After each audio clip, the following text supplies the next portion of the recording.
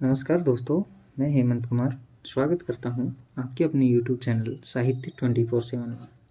दोस्तों, आज की कक्षा में हम बात करेंगे संस्कृत विभाग RPSC grade first Hindi second paper को लेकर कि उसका सिलेबस क्या होगा, कैसा होगा। क्योंकि आप सभी जानते हैं राजस्थान सरकार ने हाल ही में कुछ भर्तियां निकाली हैं ग्रेड फर्स्ट और ग्रेड सेकंड को लेकर। ठीक है, तो दोस्तों आज हम बात करते हैं आरपीएससी ग्रेड फर्स्ट के पेपर पैटर्न के बारे में। किस तरीके का पेपर होगा, क्या सिलेबस होगा उसका, इसकी जानकारी, संपूर्ण जानकारी हम प्राप्त करेंगे। दोस्तों तो आइए बात करते हैं। दोस्तों खंड नंबर 1 आता है। सबसे पहले जो खंड बनाए गए हैं इसमें 4 बनाए गए हैं और खंड 1 है। खंड 1 के अंदर सबसे पहले क्या आता है? खंड 1 में सबसे पहले दोस्तों आता है सीनियर सेकेंडरी लेवल का, सीनियर सेकेंडरी यानी कि उच्च माध्यमिक स्तर का, उच्च माध्यमिक स्तर। दोस्तों उच्च माध्यमिक स्तर में कैसे कैसे प्रश्न बनेंगे, किस चीज को लेकर प्रश्न बनेंगे, उसके बारे में जानकारी देता हूं थोड़ी। दोस्तों सबसे पहले क्या है? अपठित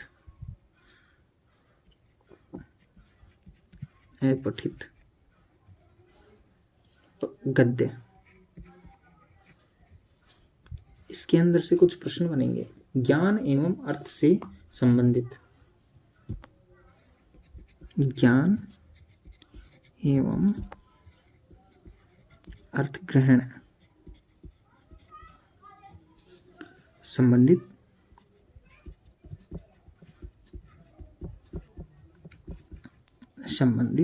प्रश्न। इसके बाद में जो दूसरा है वो है अपठित पद्यांश, अपठित पद्य। दोस्तों इसके भी प्रश्न बनेंगे, वो बनेंगे ज्ञान एवं अर्थग्रहण से संबंधित।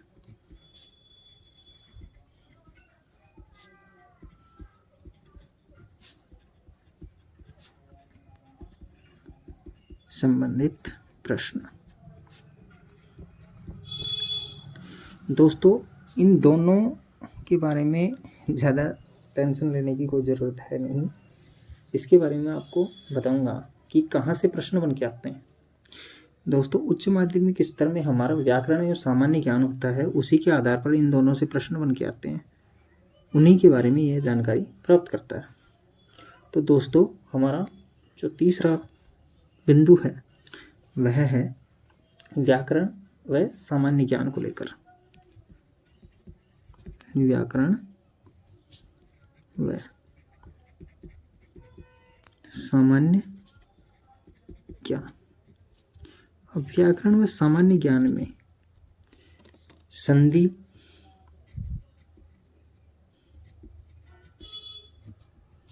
समास,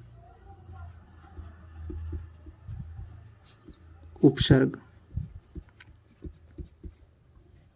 प्रत्यय,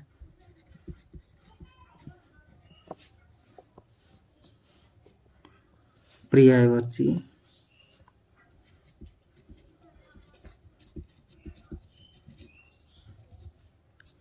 विलोम,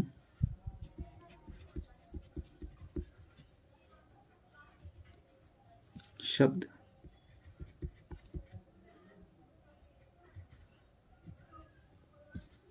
और वाक्य शुद्धि।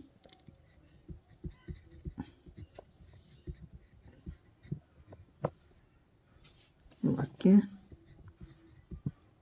शुद्धि। शब्द युग,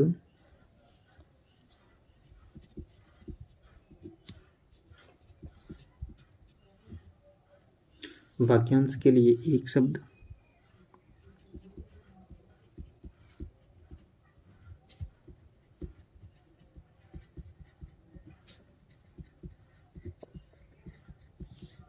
और अंतिम है अनेकार्थी शब्द।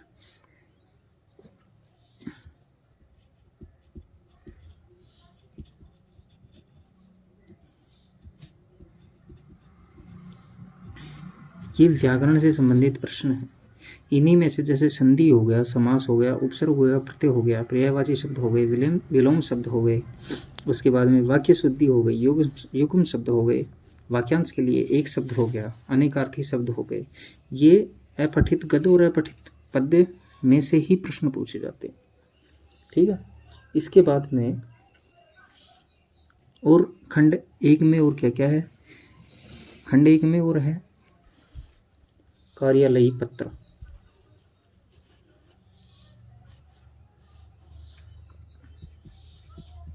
कार्यालयी पत्र। अब कार्यालयी पत्र में क्या क्या चलता है दोस्तों? कार्यालयी पत्र में अर्धशासकीय पत्र होते हैं। एक तो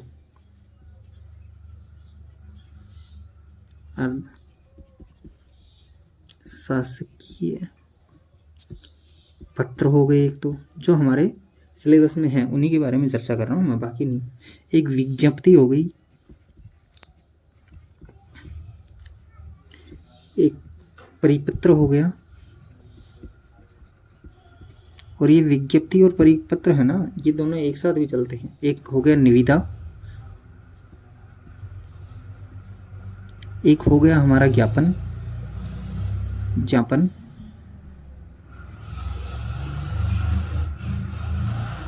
एक हो गई हमारी अधिसूचना।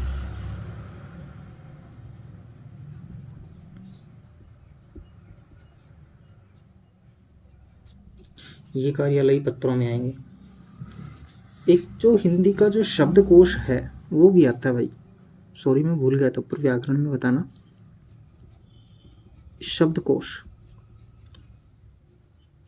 शब्दकोश में क्या है? उपयोग एवं पद्धति है उसकी।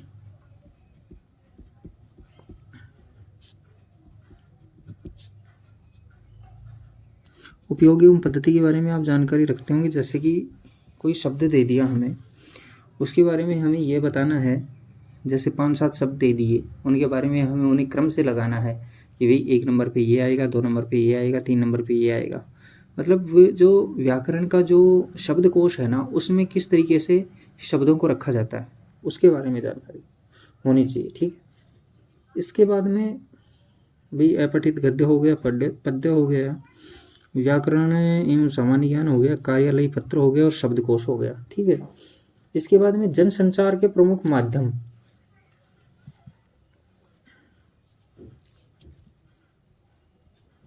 जन संचार के प्रमुख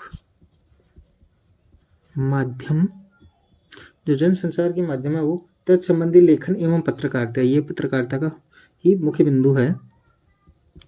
तत्संबंधी लेखन एवं पत्रकारिता,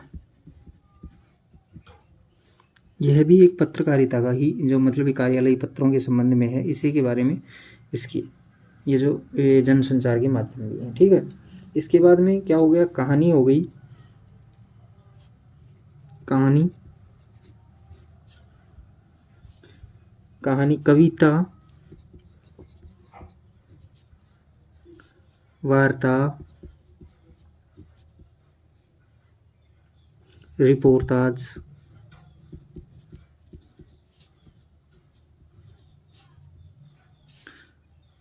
एवं डायरी लेखन। इसी के साथ में चलता है दोस्तों ये रिपोर्टाज एवं डायरी लेखन।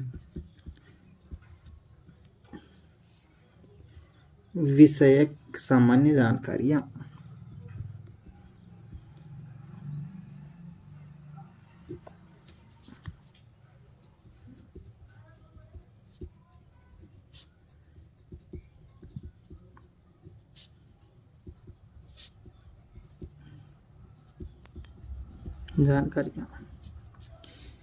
ये जो ये हैं कविता, कहानी, वार्ता, रिपोर्टाज, ये जनसंचार के माध्यम ही है, पत्रकारिता के ही माध्यम है ये। ठीक है। इनके बारे में अब एक हमारी जो 11वीं और 12वीं की जो हिंदी की पुस्तकें होती है ना, 11वीं 12वीं, अनिवार्य और ऐच्छिक।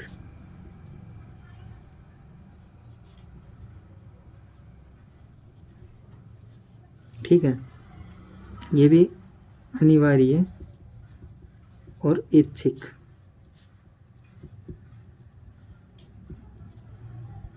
जो ये पुस्तकें हैं ना,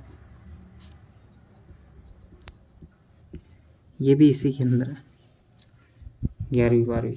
तो दोस्तों, जो हमने ये खंड 1 पढ़ा है, खंड 1 के बारे में जो जानकारी हासिल की है उच्च माध्यमिक स्तर में, इसके हमारे प्रश्न बनते हैं 55 प्रश्न, जो खंड 1 से आएंगे। कन्फर्म है ये 100%। जो 55 प्रश्न आते हैं वो खंड 1 से आते हैं, 11वीं 12वीं जो सीनियर सेकेंडरी लेवल के जो हैं उसमें से ही आते हैं।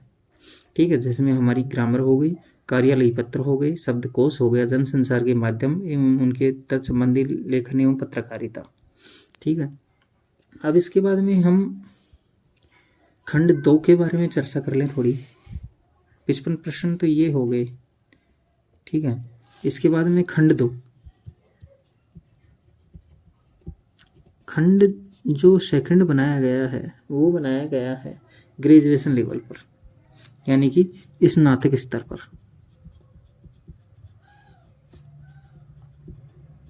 अब स्नातक स्तर में क्या क्या आएंगे उसके बारे में जानकारी प्राप्त करते हैं।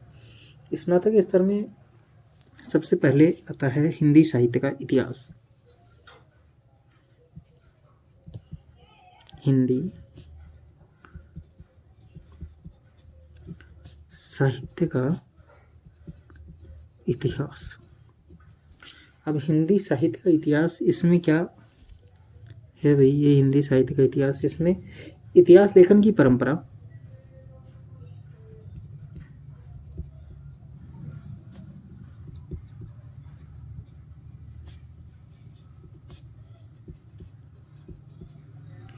इतिहास लेखन की परंपरा।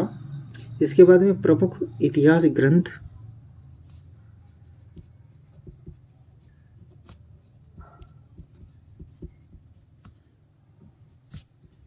प्रमुख इतिहास ग्रंथ एवं इतिहास लेखन।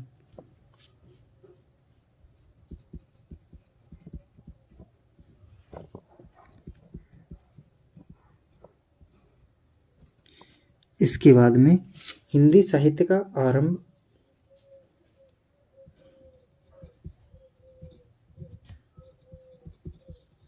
हिंदी साहित्य का आरंभ काल, विभाजन और इसके नामकरण, जो लास्ट है वो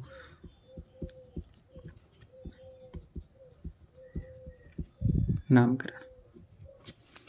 ठीक है दोस्तों, अब दोस्तों एक बात आपको बता दूं मैं कि जो हिंदी साहित्य का इतिहास है उसमें इतिहास लेखन की परंपरा कहाँ से शुरू हुई, इसके प्रमुख इतिहास ग्रंथ, किन किन इतिहास ग्रंथों का आधार मानकर हिंदी साहित्य के इतिहास को महत्वपूर्ण भूमिका मिली है, उसका एक वजूद बना है। इतिहास लेखन, हिंदी साहित्य का आरंभ, हिंदी साहित्य का आरंभ कहाँ से माना गया है? अनेक विद्वानों के अनुसार, आचार्य रामचंद्र शुक्ल के अनुसार, राहुल संस्कृतैन के अनुसार, और ये जो बड़े बड़े जो हमारे मिश्र बंधुओं के अनुसार, इनके अनुसार, सभी के अनुसार। ठीक है, इसका काल विभाजन और इनके नामकरण, इनके अलग अलग नामकरण किए गए हैं। जैसे किसी ने संधि काल कहा, किसी ने चारण काल कहा, किसी ने वीर गाथा काल कहा, किसी ने आरंभ काल कहा, किसी ने आदि काल कहा, ऐसे इनके बारे में जानकारी। अब इसके बाद में सबसे पहले लेते हैं आदिकाल को लेकर चर्चा करते हैं। आदिकाल, अब आदिकाल से क्या क्या प्रश्न बन के आएंगे? आदिकाल का जो प्रश्न, आदिकाल जो है हमारा, उससे प्रश्न बनेंगे रचनाओं की प्रामाणिकता, रचनाओं की प्रामाणिकता। ठीक है, इसके आधार पर जब मतलब रचनाएं हैं, जैसे बीसल देव रास हो गया, पृथ्वीराज रास हो गया, राउरवेल हो गया, जो गद्य साहित्य में आते हैं, विद्यापति के बारे में पदावलियाँ वगैरह, पदावली हो गई विद्यापति की, इनके बारे में ऐसे प्रश्न बनते हैं कि कौन सी रचना प्रामाणिक है, कौन सी रचना प्रामाणिक नहीं है, किसके अनुसार प्रामाणिक है, किस कवि के अनुसार प्रामाणिक नहीं है। प्रामाणिकता, इसकी प्रवृत्तियाँ कि आदिकाल में क्या क्या प्रवृत्तियाँ रही भाई, संत साहित्य में क्या रहा, नाथ साहित्य में क्या रहा, जैन साहित्य में क्या रहा, और रासो साहित्य में क्या बन के आया सामने, इसके बारे में, इसकी प्रवृत्तियाँ। रचनाकार, इसके रचनाकार, कौन से पुस्तक के रचनाकार एवं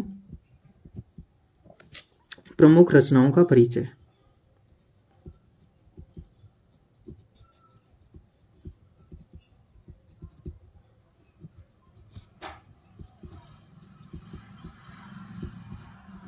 ये तो हो गया आदिकाल से संबंधित। इसके बाद में दूसरा है भक्तिकाल।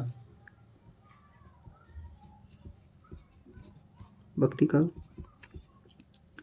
भक्तिकाल में भक्तिकाल का सामान्य परिचय।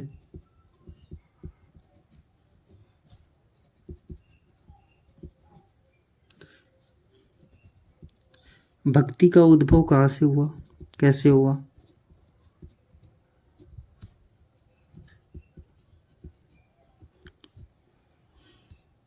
भक्ति का उद्भव, विकास और दार्शनिक पृष्ठभूमि।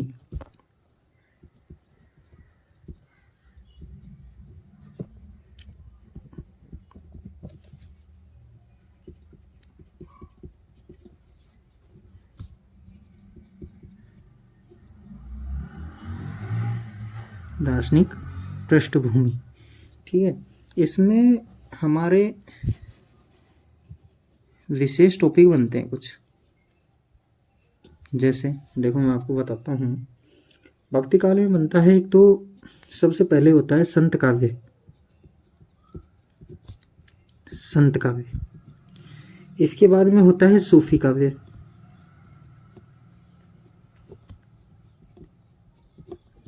इसके बाद में राम भक्ति काव्य।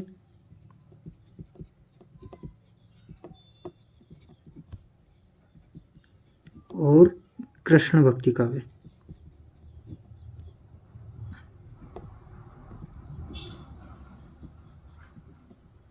ठीक है, ये चार बनते हैं इसमें, और इन चारों के अलग अलग बनते हैं। जैसे क्या बनता है, इसकी विशेषताएं होगी, संत काव्य की विशेषताओं को लेकर प्रश्न हो गए। इसके बाद में संत काव्य की प्रमुख कवि एवं रचनाएं। इसके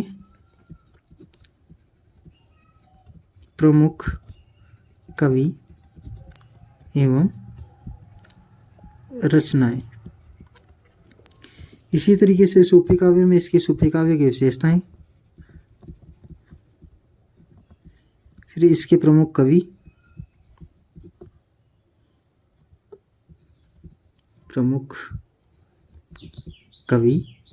एवं रचनाएं। इसकी राम भक्ति काव्य की विशेषताएं एवं इसके प्रमुख कवि और रचनाएं। कृष्ण भक्ति काव्य की विशेषताएं,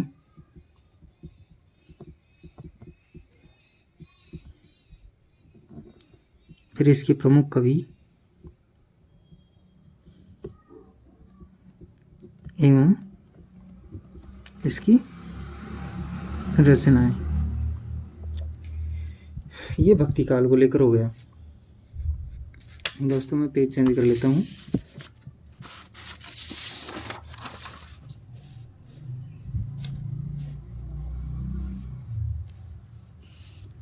ठीक है, इसके बाद में हमारा जो नेक्स्ट काल आता है वो है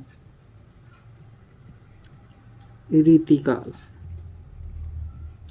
अब रीतिकाल आधारित क्या प्रश्न बनते हैं, रीतिकाल आधारित प्रश्न बनेंगे कि भाई भक्तिकाल समाप्त हुआ, भक्तिकाल समाप्त होने के जैसे रीतिकाल में प्रवेश किया, तो रीतिकाल से सबसे पहले तात्पर्य रीति क्या है। रीति से तात्पर्य रीति से तात्पर्य होने के बाद में उसकी मुख्य काव्य धाराएं कौन कौन सी काव्य धाराएं थी उसकी मुख्य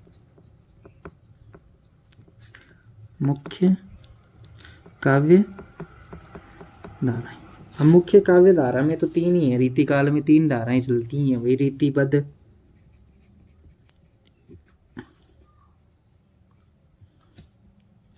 रीति सिद्ध और रीति स्वच्छंद।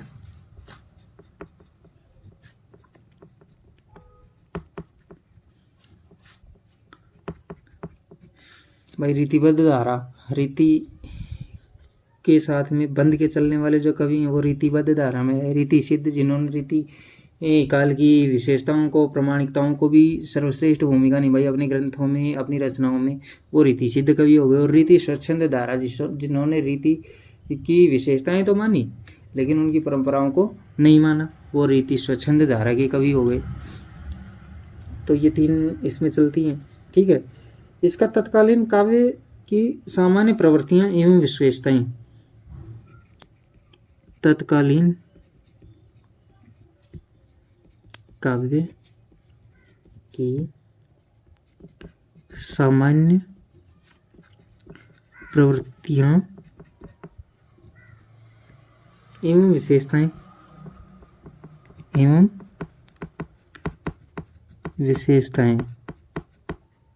ठीक है, और इसके बाद में एक इसके रचनाकार एवं प्रमुख रचनाओं का परिचय। इसके रचनाकार एवं प्रमुख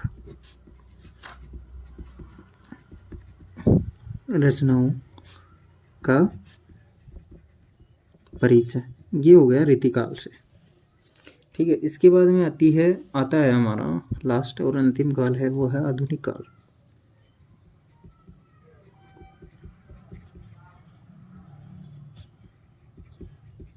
आधुनिक काल। अब आधुनिक काल में क्या है? आधुनिक काल में सबसे पहले इसकी आधुनिक काल की पूर्व पीठिका। पूर्व पीठिका से मतलब है कि भाई पूर्व इसकी जो ये रीतिकाल चल रहा था और रीतिकाल समाप्त होने के बाद में इसकी पीठिका कैसे बनी। ठीक है, इसकी तत्कालीन परिस्थितियां,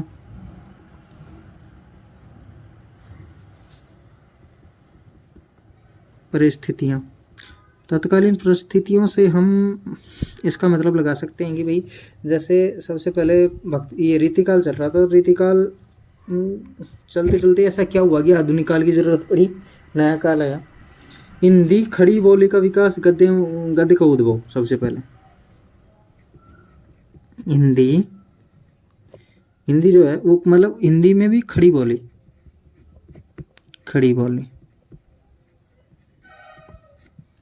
जो गद्य है, हिंदी खड़ी बोली गद्य का उद्भव।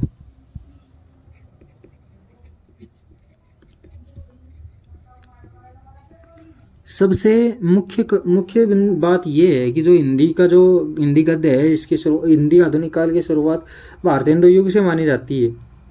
ठीक है, और भारतेंदु युग से मानी जाती है तो भारतेंदु युग जब शुरुआत हुई थी उसकी तो 1857 के बाद में हिंदी आधुनिक काल की शुरुआत मानी जाती है। ठीक है, इसका उद्भव, हिंदी गद्य का उद्भव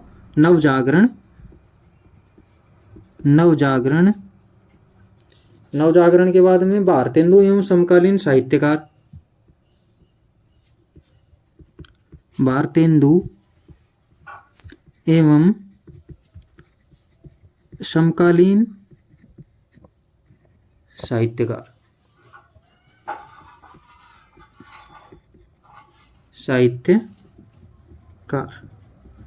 ठीक है। अब समकालीन साहित्यकार भारतेंदु एवं समकालीन साहित्यकार। इसके बाद गद्य की विविध विधाओं के बारे में, गद्य की विविध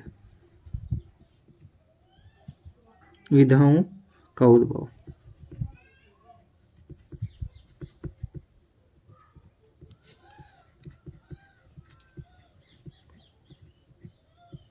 ये हो गया। अब इसके बाद में ये तो खत्म हो गया ये, ठीक है। इसके बाद में एक विविध गद्य विधाओं का विकास, जैसे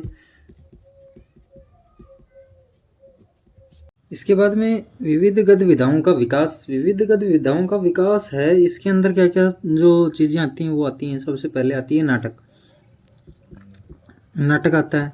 नाटक के बाद में एकांकी हो गया, एकांकी, सॉरी ये इसके ऊपर नहीं लगता भी, एकांकी।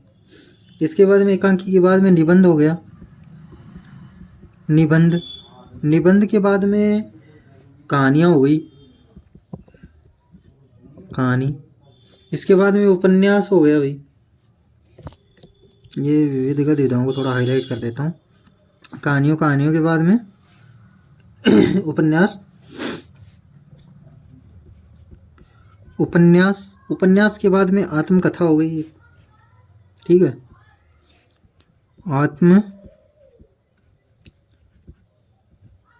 आत्मकथा के बाद में जीवनियाँ हो गई,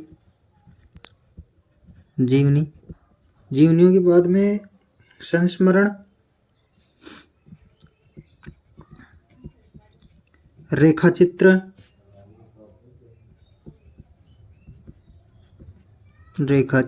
एवं रिपोर्टाज। रेखाचित्र एवं रिपोर्टाज। रचनाकारों एवं उनकी प्रमुख रचनाओं का परिचय।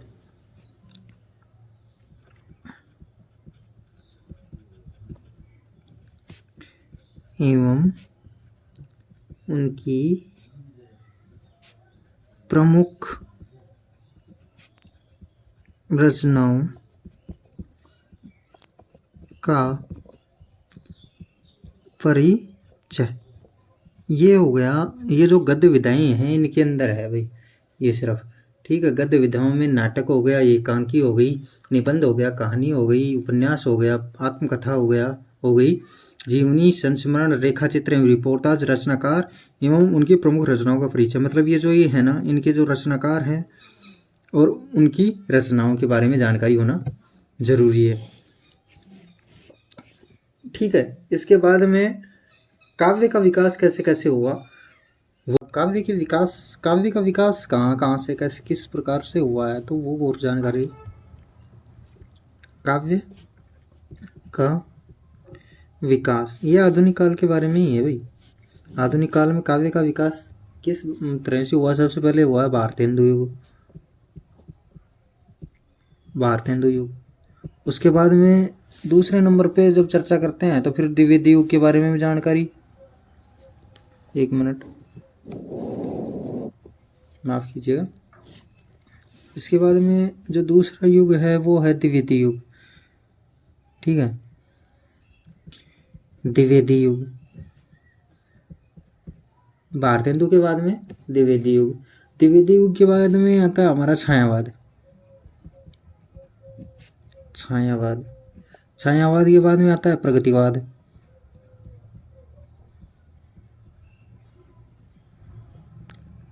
प्रगतिवाद के बाद में आता है प्रयोगवाद। प्रयोगवाद के बाद में आती है नई कविता, जो शाटोत्री होती है। नई कविता एवं समकालीन कविताएं। इसके समकालीन जो कविताएं चलेंगे ना वो भी।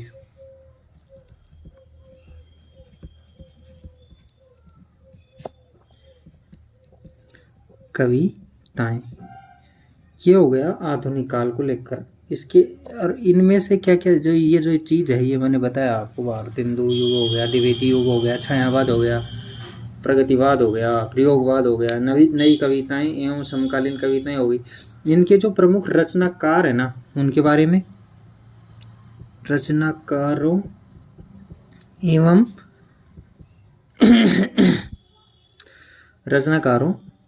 एवं उनकी प्रमुख रचनाओं का परिचय। उनकी प्रमुख रचनाओं का परिचय।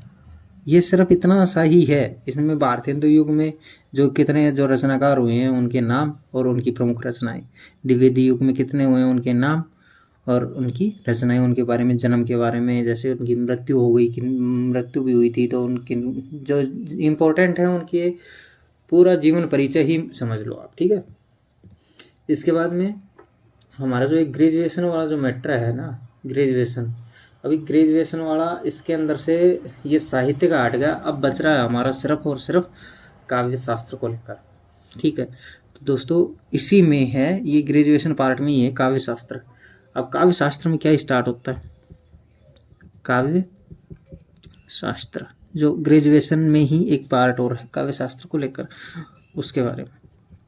काव्य शास्त्र, काव्य शास्त्र में क्या क्या होता है देखो। सबसे पहले काव्य शास्त्र में शब्द शक्ति, दोस्तों शब्द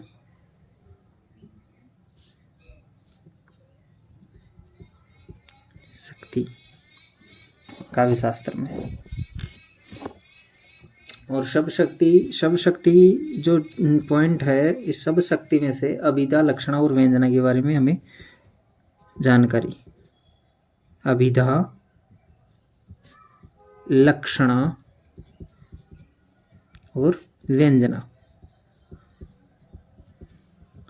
इन तीनों शब्द शक्तियों के बारे में जानकारी होना अति आवश्यक है। इसके बाद में दोस्तों अलंकार, शब्द शक्ति के बाद में क्या है, अलंकार। अब हमारे अलंकार कौन कौन से लिए गए हैं, उन अलंकार जो हमारे लिए गए हैं उनके बारे में चर्चा करते हैं। अलंकार हमारे लिए गए हैं, एक तो लिया गया है यमक, यमक के बाद में लिया गया है श्लेष, श्लेष, श्लेष के बाद में लिया गया उपमा, उपमा के बाद में लिया गया है रूपक, उत्प्रेक्षा,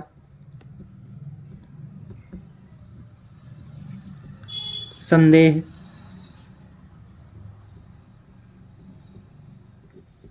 संदेह, संदेह के बाद में भ्रांतिमान,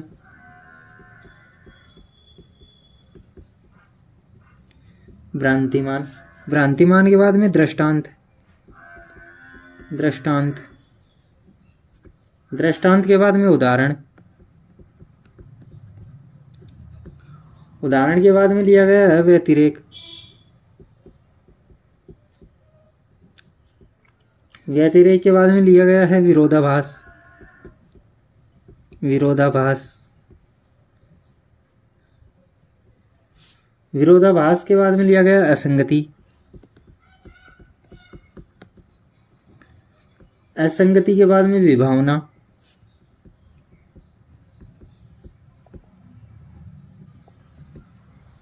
विभावना के बाद में हमारा जो अलंकार लिया गया है वो है अन्योक्ति,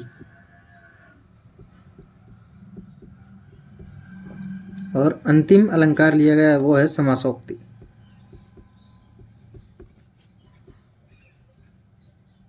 तो ये हमारे हो गए अलंकार। इसके बाद में दोस्तों अलंकारों के बाद में छंद,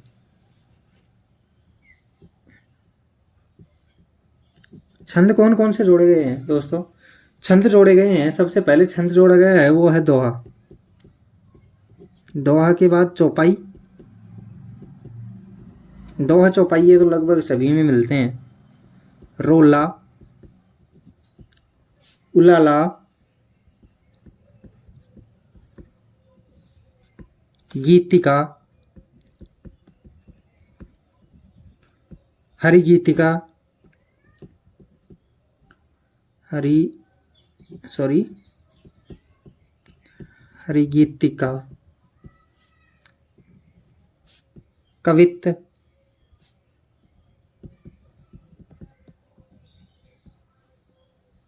छप्पे,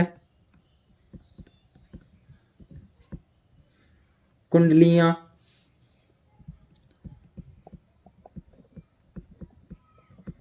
और अंतिम जो लिया गया है वो है द्रुत विलंबित।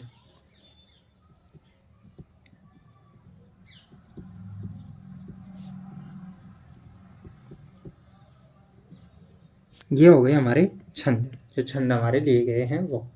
अब एक इसी में काव्य शास्त्र में ही एक टॉपिक लिया गया है वो है काव्य गुण।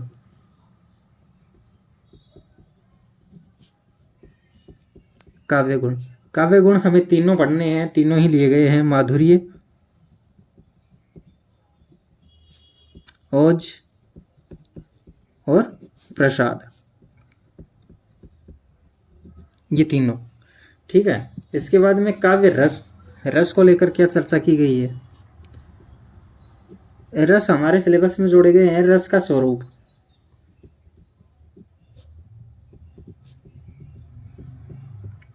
रस के स्वरूप को लेकर के। उसके बाद रसावयव, रसावयव, ठीक है। रसावयव के बाद में स्थायी भाव,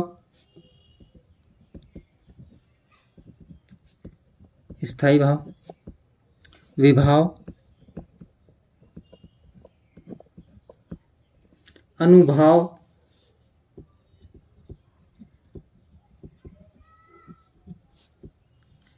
संचारी भाव, संचारी भाव। संचारी भाव के बाद में विभिन्न रसों के लक्षण एवं उदाहरण, ये भी जोड़े गए हैं। विभिन्न रसों के लक्षण एवं उदाहरण, यह भी सिलेबस, ठीक है। तो ये हो गया हमारा जो ग्रेजुएशन वाला पोर्शन था। जो तीसरा क्या बोलते हैं उसको, तीसरा खंड था, नहीं वो दूसरा खंड था, वो खंड खत्म हो गया जो स्नातक स्तर वाला था वो। अब लास्ट में एक पार्ट और जोड़ा गया है, वो जो खंड है वो खंड है तीसरा, खंड 3। अब खंड थर्ड में क्या क्या जोड़ा गया? खंड थर्ड में जोड़ा गया है हमारी जो पोस्ट ग्रेजुएशन पीजी है ना, पीजी की को लेकर, मतलब स्नातकोत्तर से संबंधित, स्नातकोत्तर,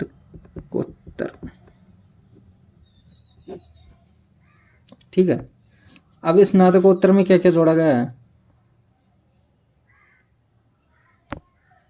स्नातकोत्तर में जोड़ा गया है दोस्तों, सबसे पहले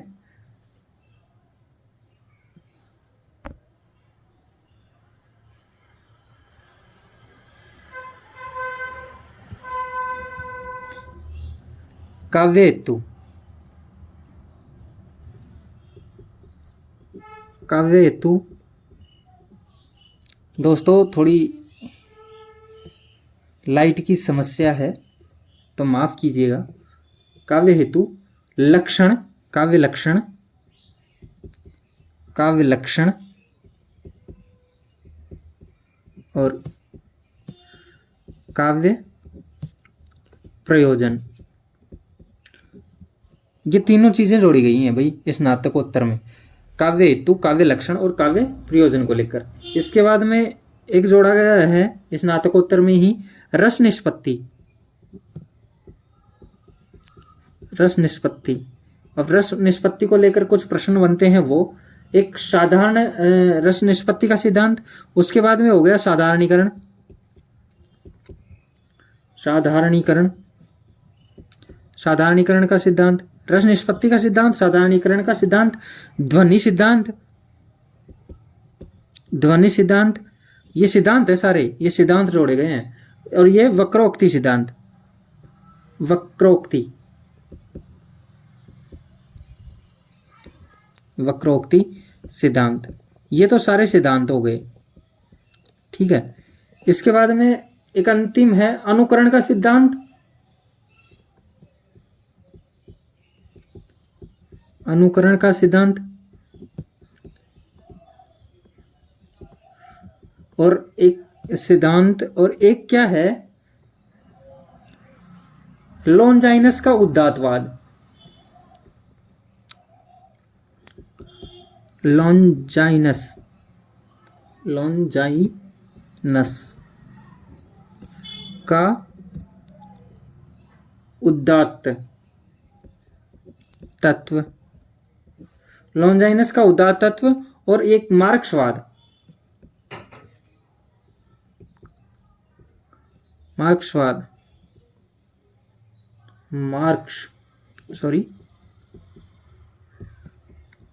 मार्क्सवाद, ठीक है। ये जोड़े गए हैं।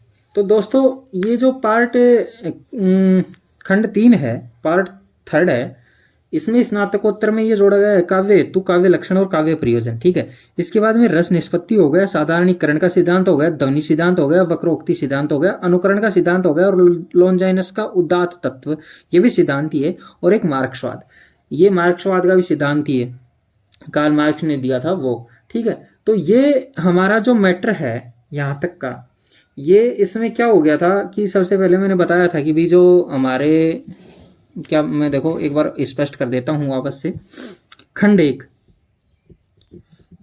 में क्या था, खंड फर्स्ट में क्या था, खंड फर्स्ट में था हमारा उच्च माध्यमिक स्तर, उच्च माध्यमिक स्तर। अब उच्च माध्यमिक स्तर को लेकर के हमारे उस खंड में से एक में से प्रश्न पूछे जाएंगे 55, और 55 प्रश्न हो गए। एक प्रश्न हो गया 2 अंक का, मतलब 102 10 अंक तो हो गए हमारे किससे, खंड 1 से, उच्च माध्यमिक स्तर से। अब खंड 2 हो गया, खंड सेकंड। अब खंड सेकंड है वो क्या है, स्नातक स्तर,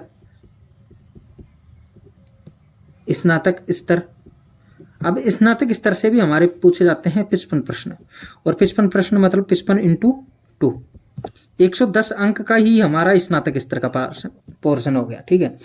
इसके बाद में हमारा खंड 3 होता है जो पोस्ट ग्रेजुएशन पीजी स्तर का होता है। इसमें जो सिद्धांत हैं इनको लेकर के स्नातकोत्तर स्तर, इसमें से प्रश्न पूछे जाते हैं हमारे 10, जो कि 20 नंबर के होते हैं। ठीक है। अब कुल हमारे हो गए 110 और 110, 220 और 20, 240, 240 नंबर का मैटर है ये, 240 अंक। अब बाकी के बचे 60 अंक। 300 अंक का पेपर होता है, 300 अंक का, जिसमें से 240 अंक तो होते हैं ना, वो तो होते हैं हिंदी विषय के, हिंदी से। ठीक है, सब्जेक्ट से। और 60 अंक का जो खंड 4 होगा, 60 अंक जिसमें से 30 प्रश्न आते हैं, वो होते हैं साइकोलॉजी के और पेडालॉजी के। ठीक है, साइकोलॉजी से संबंधित। तो दोस्तों ये हमने आज चर्चा की है फर्स्ट ग्रेड संस्कृत विभाग के सेकंड पेपर के बारे में, जिसमें हमने सिर्फ हिंदी को ही लिया है, क्योंकि दोस्तों हमारी जो कक्षाएं हैं वो हिंदी की ही हैं। और मैं कोशिश करूंगा कि जो आने वाला पेपर है संस्कृत विभाग का, उससे पहले हम इस सिलेबस को अच्छे से पढ़ सकें और इसको ग्रहण कर सकें। तो दोस्तों अगर आपका साथ रहा तो हम कोशिश करेंगे इस सिलेबस को कवर करने की। धन्यवाद दोस्तों। आपसे अनुरोध है कि हमने ज़्यादा से ज़्यादा मित्रों को ये शेयर करें वीडियो, क्योंकि मैंने देखा है बहुत दिनों से वीडियो भी डाल रहा हूँ, कुछ ज़्यादा फर्क नहीं पड़ा है। और अगर आप सपोर्ट नहीं करेंगे तो दोस्तों फिर मेरा भी ही मन ऊब जाएगा ये सब करने से। आपके लिए मैं अच्छे अच्छे कंटेंट लेके आता हूँ, अच्छी अच्छी चीज़ें बताता हूँ आपको। शायद मेरे हिसाब से तो अच्छी हैं, क्योंकि मैंने ये फेस की हैं दोस्तों। मैंने भी एग्ज़ाम दिए हैं और देता भी हूँ, आपके साथ में देता भी हूँ। अभी कॉलेज लेक्चरर के बारे में भी हम चर्चा कर लेंगे, कोई दिक्कत नहीं है। जो भी आप बोलोगे वहीं से हम इस चीज़ को शुरुआत करेंगे, इस चीज़ की जहाँ से आप बोलोगे। व्याकरण हमारा चल रहा है, वर्ण विचार का टॉपिक मैं जल्दी ही स्टार्ट करने वाला हूँ। ठीक है, धन्यवाद दोस्तों।